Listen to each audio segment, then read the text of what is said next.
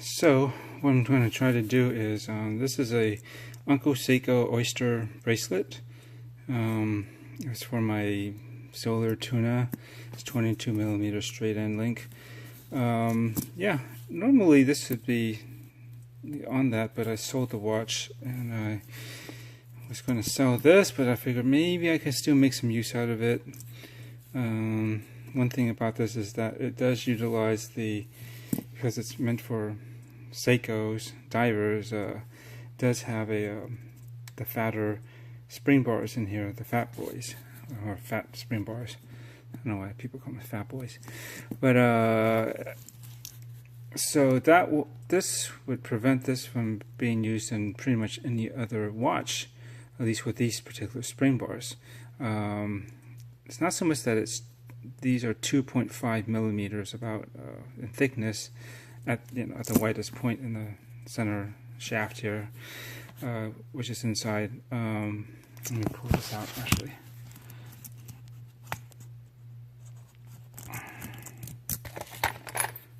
One second. Okay, so yeah, this part in the center is usually about 2.5 millimeters, and the fattest ones for the standard. Well, let me go back to this real quick. So the problem is the ends is this nib or nipple, or I don't know what you call this end here, that goes into the actual lug holes. It's too fat. It's fatter to provide a better support for such a fat Springbar, which is great for the Seiko divers. They're really quite sturdy, good hardware for holding the bracelet or even a strap in with these type of Springbars. But these will not work on your most other watches, which have a smaller lug hole, which are probably closer to what's on these.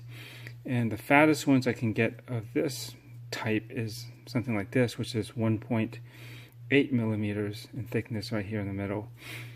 So it's a little bit, you can see the difference here. So what I'm going to do is,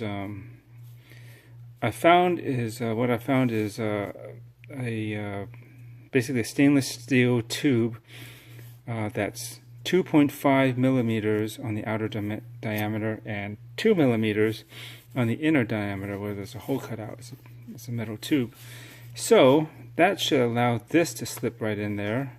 It won't be a super tight fit, at least for this going into that shaft, which I'll have to cut down. I think it's like a 2 feet or so piece. But, I probably should cut it down to about the length of this part.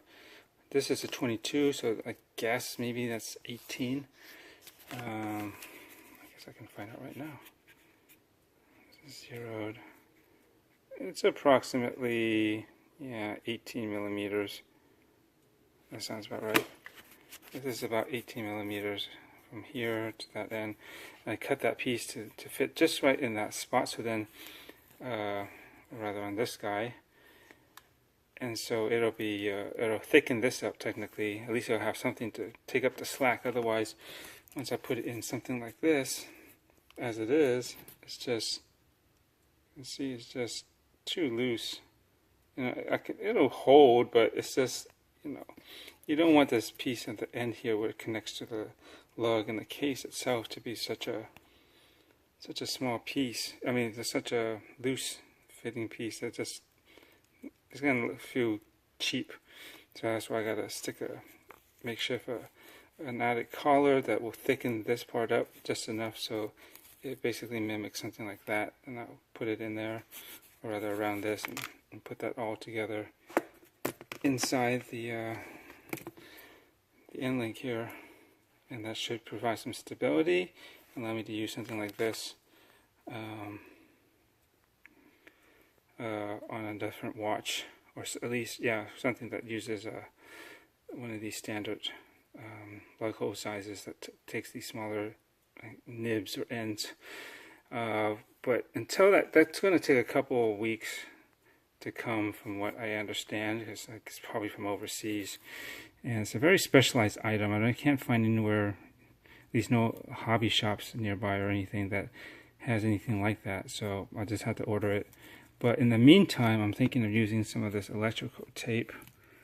See, luckily it's almost as wide as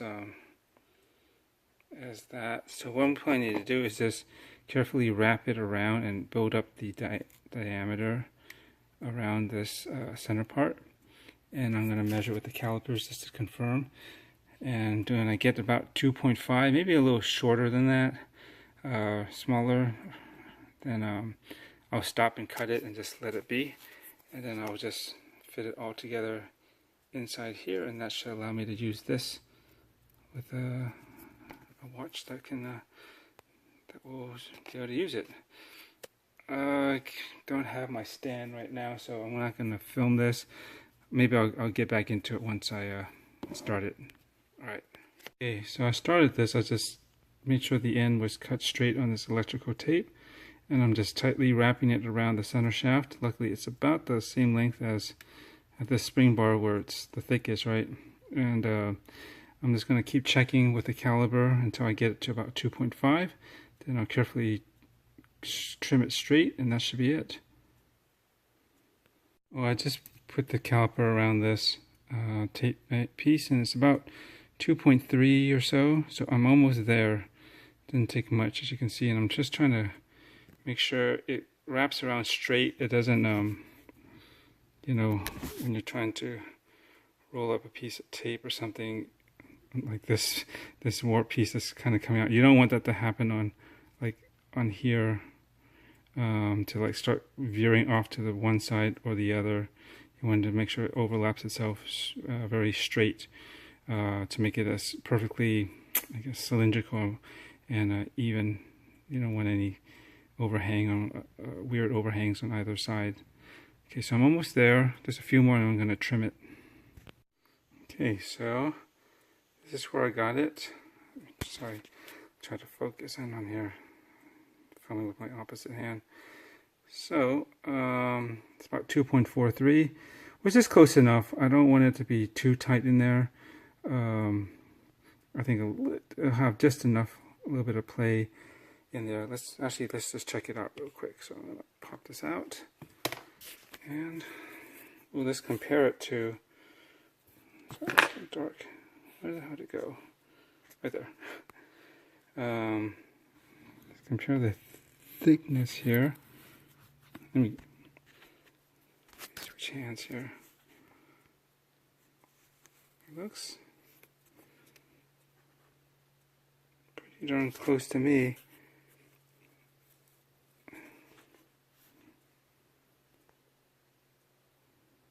So, and then the test is,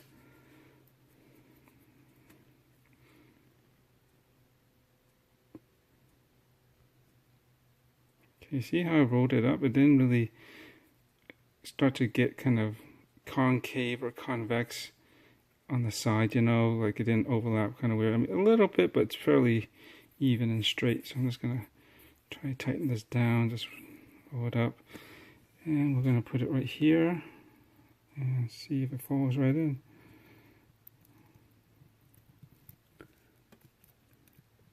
This is already a tight fit to begin with.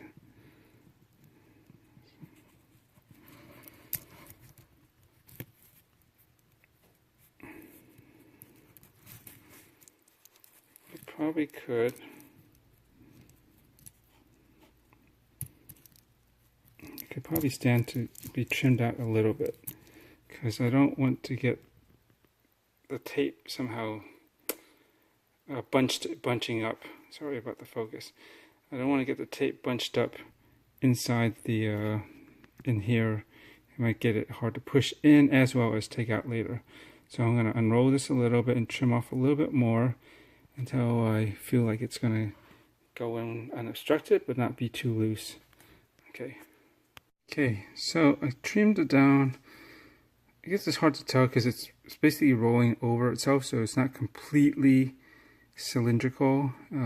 Obviously the end that overlaps, the final it will be wider, whereas you rotate it a little bit around, it might get a little bit thinner, but according to this, if I'm measuring it right, it's about 2.44, but I thought it was less than that before. Anyways, that's what I'm shooting for, so that you can see here. I can just basically slip this in even kind of one-handed, I think. Yeah, and it'll go all the way through, and then there's no play.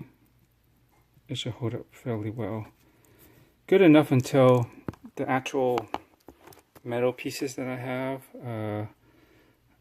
come through, and I can make a more robust collar, I guess, or what do you call this thing to help, spacer, I guess, to fit it out.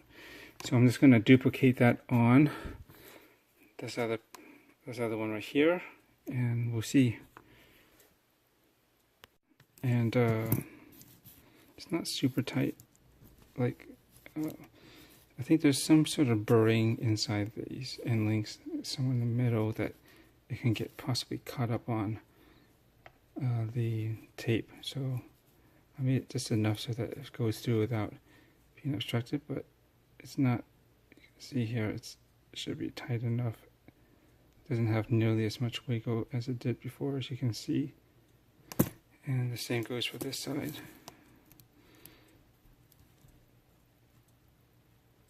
It doesn't, like, trust me, if that tape wasn't there, it would really rock around like a joystick. So we're just going to put this on the watch and see how that looks. Okay, so here it is on my glycine Chief, otherwise an airman, although technically not an airman. But we'll get into that when I do a review on this, which is way overdue. But here we go. You can see, I suppose, sort of. It's alright. It's not. It could have been much looser if I just left the 22, standard 22, 1.8 millimeter thick spring bars in there. It'd be really loosey-goosey and feel kind of jangly, and it might be so loose it might actually hit the case. If you can imagine. Right there, if it was loose enough, it probably could brush up against the case, which is not the best thing. It's not supposed to do that. And there you go. I have to say, I think this looks pretty cool. You know, this is a little bit off topic of this specific bracelet, sort of, but you know, most airmans, they don't come with a bracelet option. I say you have to at least go to a 42 millimeter size. This is a 40, and you need to go probably with one of the more modern versions, like an Airman 42, which I had. They have a different handset and dial. Doesn't look as vintage as this. You'll see what I mean if you, God, I can't remember the model number. GL0068. It's maybe the one I had before. It's the Airman with the gradient blue dial, and it has the handsets that doesn't have, like, that's more maybe even syringe shaped, and it doesn't have like this back end here that points to the opposite hour, or, you know, the equivalent, like this would be 10 o'clock obviously, and so forth. Those have it, but they're like a 5-piece or so. I don't know how many, but it's like there's many. It's a multi-link, lots of fine ones, a fine link, I guess you could call it. And it looks alright, it's well made, but I don't actually like that style as much usually. I kind of, you know, Oyster is very standard and maybe even boring, but it seems to work. It's just universal. It's can be sports, diver. You can even use it as a dress. It's a good look for anything. Anyways, normally I prefer to have fitted end links. You know, that's solid, preferably. If it isn't, it's not a big deal, but as long as it's fitted and it matches the curvature of the lugs and the case shape, you know, and it eliminates the gap that you see in between the case and the bracelet, right? It just fills in that spot. That's usually better for me. I much prefer that. But since there is no lugs that I know of that will, a bracelet with lugs that will fit this particular model, this is the only way to go, is with straight end links. And I don't know, I think it looks pretty cool. It's a different look. I think I can live with it. I think overall this metal look all the way through is very unique for this, because this is usually on a leather strap or a NATO or some other strap other than a bracelet. You could probably put it on a mesh, but personally I don't think it really matches. I don't know why. When I think mesh, I think of, I'm just gonna put it on a sport watch of some sort, or even a tool watch, which this basically is kind of. That kind of works better with a diver, in my opinion. Not so much pilot, aviator style, watch, a mesh. Not my cup of tea for that, for this particular style. I think it would look kind of funky on a Flieger and some other ones. But this, I like an Oyster. It's just clean. It's solid looking. It just matches. It works fine. Let's see this on the wrist. There you go. Try to put in more light. I need to work on my lighting here. I'm supposed to have more behind me, but it didn't turn out the way I wanted to. So, yeah, I think this works all right. I'm just thinking maybe if this top edge of the straight end was more rounded over. It's got kind of a straight edge, you can see. It's not horrible, and overall I don't really notice it all that much, but I suppose it would be better if it's rounded over. I don't know if usually the end links, the straight ones like this, are usually kind of squared off on the inside part or not. But this is what I have to work with, since I'm not using this bracelet for anything else at this time. Again, this was for a Seiko Solar Tuna. It had a Patty version, which is a stainless steel with the red and blue accents, yada yada yada. Don't have that. I was going to sell this, but I don't. It's a very specific type of bracelet. I mean, Oyster is one thing. It's very general, but because it's made for a Seiko diver with the fat bars, not everyone will probably gravitate towards this unless you have something that can use straight, or you don't mind using straight end links on a Seiko diver. So yeah, you have another Tuna, or I think Monsters take straight end links, and pretty much any other ones can too. But you lose that center link, so which you should probably keep a center link that's fitted if you can, if you're going to do a bracelet. But there aren't many options for this, so this is the way to go. I don't know, I'll try it. What the hell, right? I think it looks pretty decent. I'm not really turned off by it, and again, there's very limited options for this anyways, and I think this is worth trying. Sorry about the focus. Bring in better light.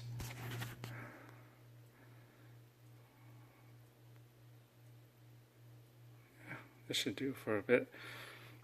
Probably take some pics of this tomorrow, and my episode of What You Strappin'. Cool. Alright, see you in the next.